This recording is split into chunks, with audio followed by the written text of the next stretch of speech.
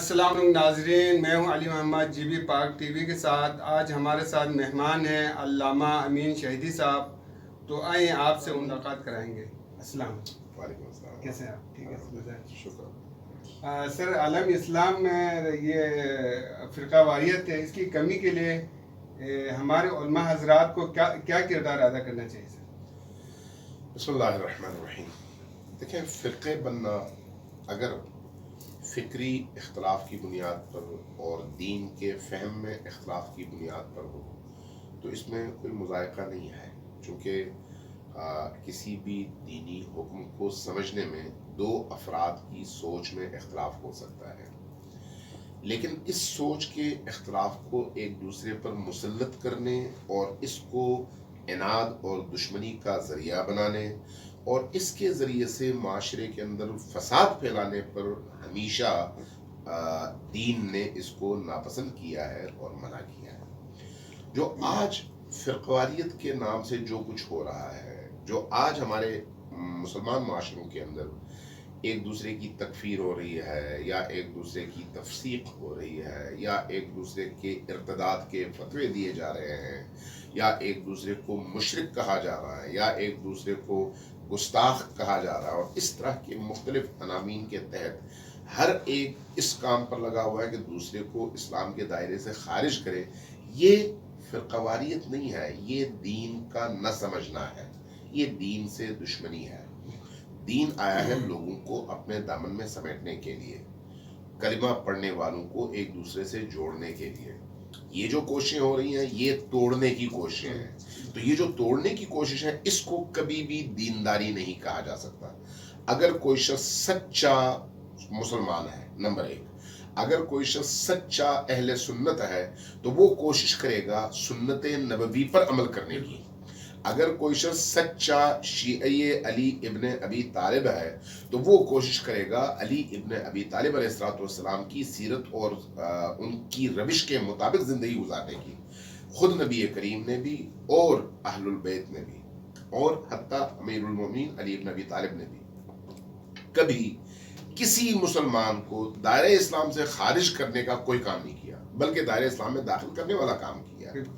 اس اعتبار سے جو علماء کی ذمہ داری بنتی ہے وہ یہ ہے کہ لوگوں میں شعور پیدا کریں، لوگوں میں فکری وسعت پیدا کریں، لوگوں کو دین کی ان بنیادوں سے آشنا کریں جن کی بنیاد پر ہی ایک شخص مسلمان بنتا ہے۔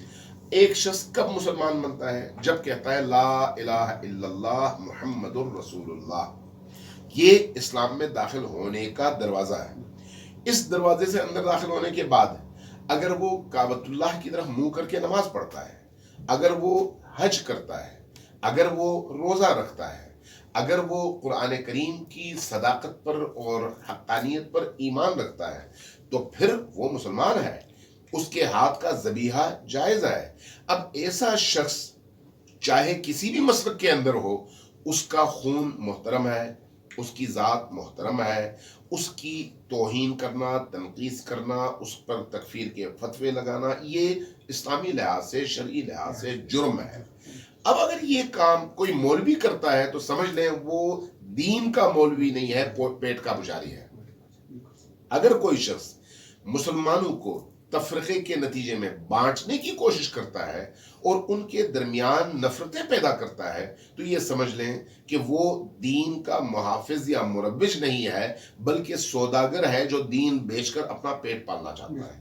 تو اس لیے علماء کرام کی ذمہ داری ہے کہ بریلویت، دیوبندیت، اہل حدیث اور تشیع کے درمیان جو مشترکات ہیں ان مشترکات کے فروغ کے لیے کام کریں۔ توحید ہمارا مشترک ہے، نبوت ہمارا مشترک ہے، قیامت ہمارا مشترک ہے، قرآن ہمارا مشترک ہے، احکام دین ہمارے مشترک ہیں، نماز سے لے کر نہی عن المنکر تک یہ تمام احکام ہمارے مشترک ہیں، نماز کا طریقہ کار ہمارا مشترک ہے، قبلہ ہمارا مشترک ہے۔ جب یہ ساری چیزیں مشترک ہیں تو پھر چھوٹے چھوٹے اختلافات کی بنیاد پر کسی کے بارے میں زبان کھولنا یہ قرآن سے بھی بغاوت ہے اور نبی کریم کی سیرت سے بھی بغاوت ہے۔